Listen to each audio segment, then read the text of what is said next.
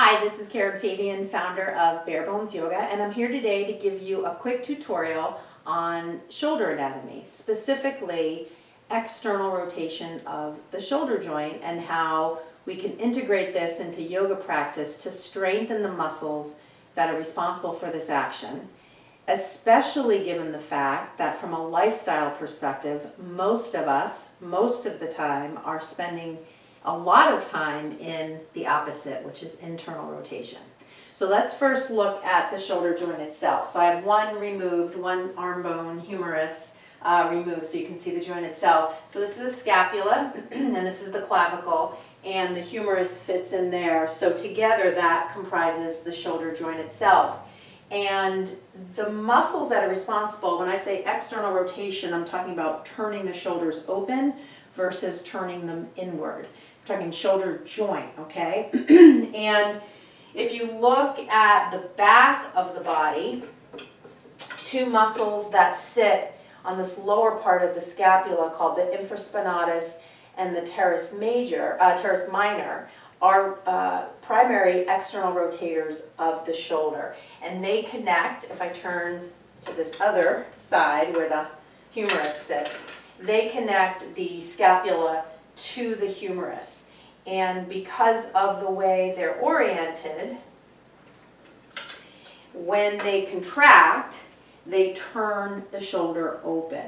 So again, if you just think about the shoulder joint itself and the bones that comprise the joint, if I want to open my shoulder, it's got to be a muscle that somehow affects the humerus.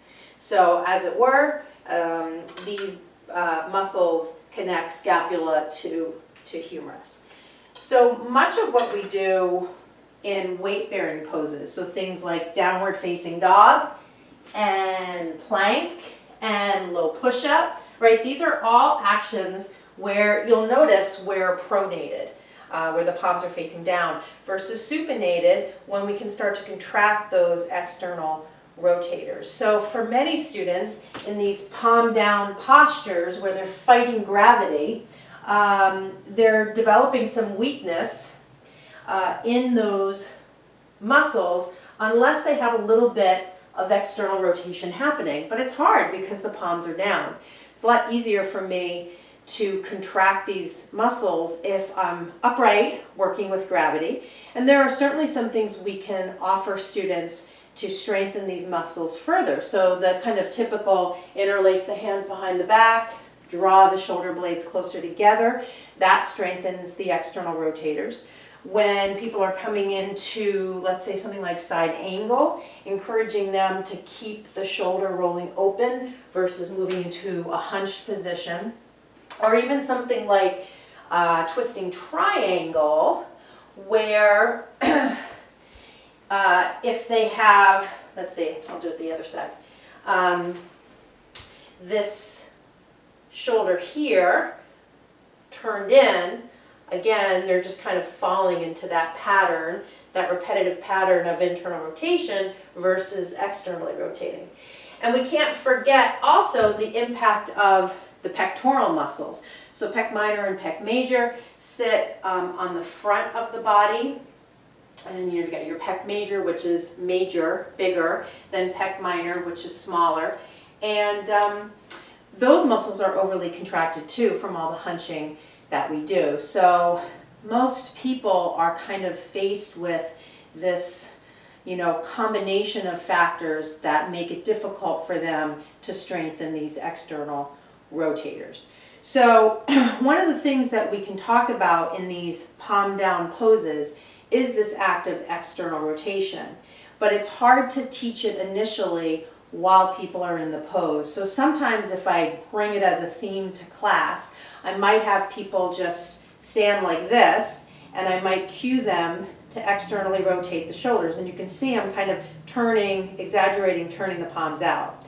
And then when I bring them down to the ground, I have them try a little bit of that on the ground. So you might cue it as moving the inner eyes of the elbows forward.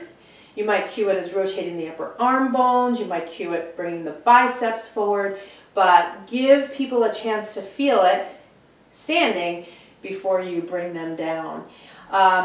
It also is helpful to get them into it in low push-up. So if I'm standing, moving into low push-up, I'd look like this. If I'm doing it literally, I'd look like this, right? So if I can get some of this happening, as I'm lowering, I can keep some of that broadness across the chest. So again, just keeping in mind that the body's going to typically go to the path of least resistance, which in most people is going to be hunching. So we have to give effective, succinct cues that can help people tap into something that might feel a little bit more unnatural, but is really going to bring better balance to the body. So in wrapping up, let me just remind you or let you know that if you go to my website, barebonesyoga.com, you're going to be offered a number of things that you can download for free, including a sequencing worksheet and some worksheets on yoga anatomy.